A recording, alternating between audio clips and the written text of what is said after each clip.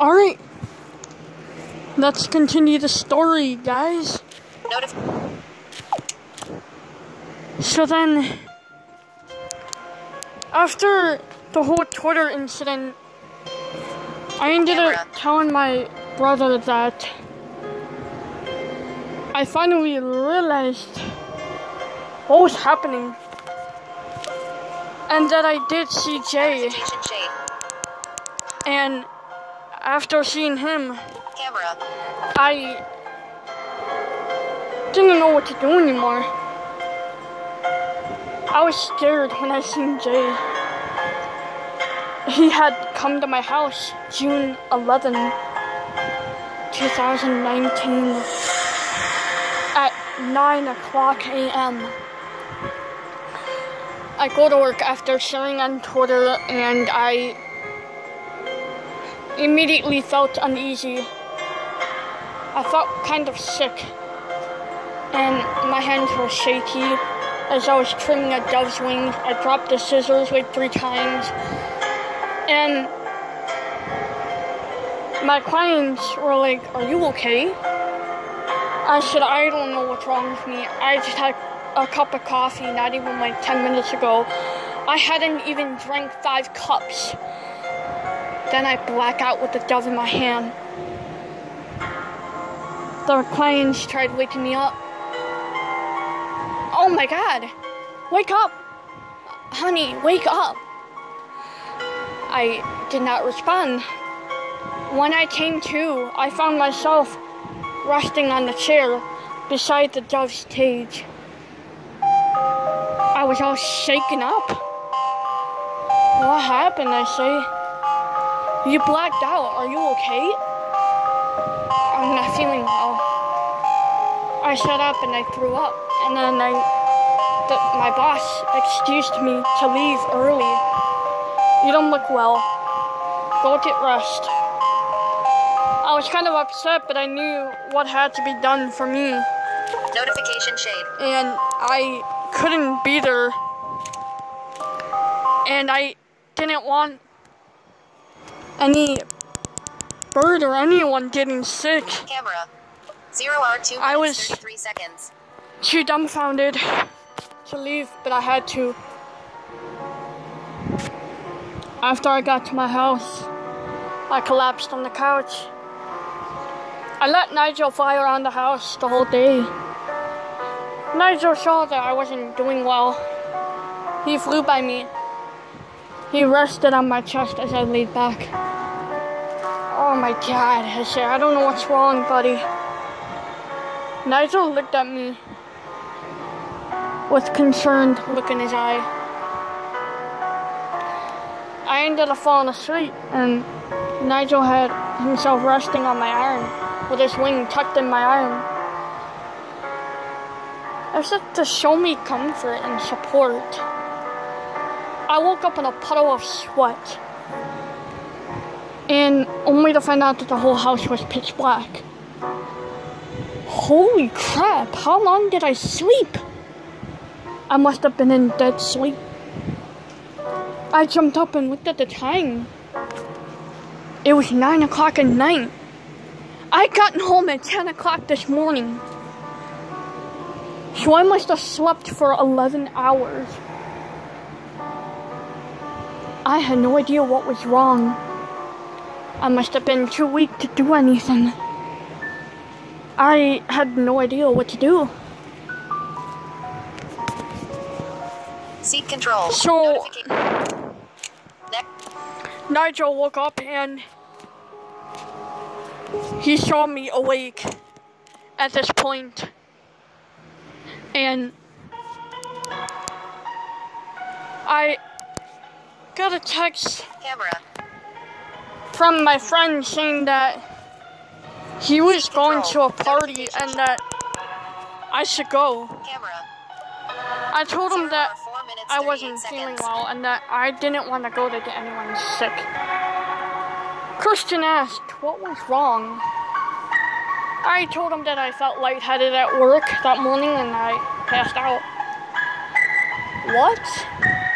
Yes, while clipping a dove's wing. I'm lucky I didn't puncture any blood feathers.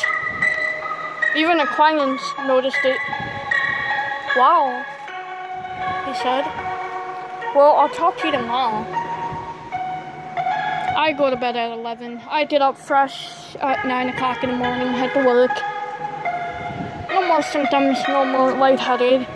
And they asked how I was doing. I said I was fine, but a little tired. I grabbed a cup of coffee on the way to my office to start paperwork when I got an emergency call about a pigeon who was smashed by a car. So I rushed to its aid. Thursday is coming. Pause button. Resume. Sorry about that commercial jumped in. Anyways, that day was my birthday. And so my employees decided to throw a surprise party, and I didn't know about it. So about 3 hours into my shift, I got paid to come in to see the injured pigeon, even though I was with the pigeon that was smashed by the car. So I walk into the lounge, and Susan Kelleher says, surprise, and like there's a bunch of morning doves in there, cockatiels, and all my employees were there, and they all threw the big surprise party, and I was glad that they did it all for me. I was excited about this whole thing. 0 hour 7 minutes 2 seconds. I was glad that my friends got together and did all this for me. After the big party and everything, I left. I got home and just had a piece of cake, and then I got bad news on my phone saying that my beloved parakeet Smokey had passed away. My brother's friend had texted me personally. I called in disbelief. Can I come over? She's dying in my hands, he cries. Come over now. Click.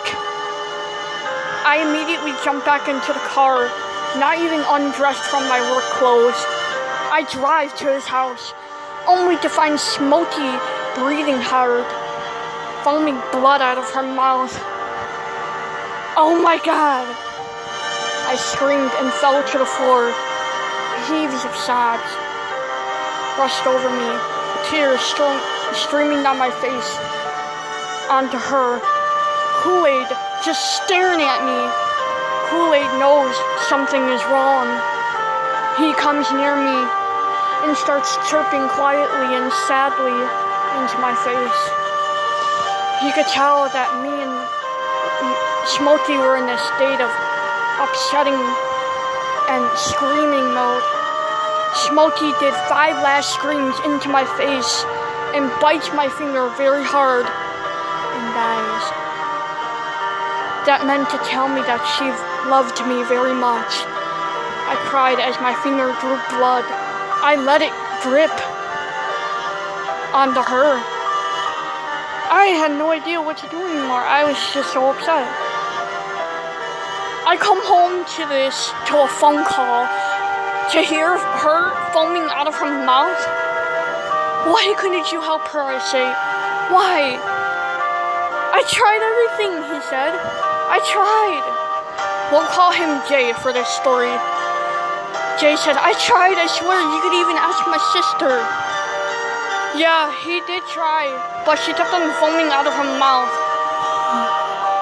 Resume button. Resume. I was very upset at Jay for what he had not done. Jay screamed. I swear, I tried everything for her, but all she did was cough up blood. And there was no way I could suck it out of her mouth and do CPR. Well, now's your chance, I screamed to Jay. Come on, Jay, stop playing around. Jay grabbed the section to start sucking blood out of Smokey's mouth. And I swear it was a horrific scene. I sat there begging him to keep on going. He puts his 2 fingers on her chest, near her breastbone, puts his mouth into her mouth, and starts performing the CPR. Immediately, 3 minutes later, she starts breathing. Thankfully, he could tell. I shine a flashlight towards him. She's breathing. He lifts up his fingers from her chest by her wing. Oh my God, it's a miracle. But not only that, her heart was giving out. So he had to perform chest compressions. I don't care if she's a small budgie. I'm just gonna do the chest compressions on her. Do whatever you can, I say to Jay. I'm sorry to yell at you, but just keep going. You are doing great. Not a problem. He starts performing the chest compressions and breathing real hard into her. Smokey, her eyes roll back at the back of her head. She's like passing out. She's letting it rip. And I'm telling her, stay with us, stay with us, stay with us. I'm holding her left wing, squeezing her left wing. I'm doing everything I could to save her. I'm screaming her name, chanting her. Baby girl, stay awake, Smokey, stay awake. She's not responding. Smokey, come on. You know better. You know better to stay alive. You're too young to die. I say, come on. Me and Jay's sisters are all crying while Jay is still performing CPR on poor Smokey. Smokey was only 7 years old. Even though budgerigars, they only live up to 7 to 10 years old. Pause button.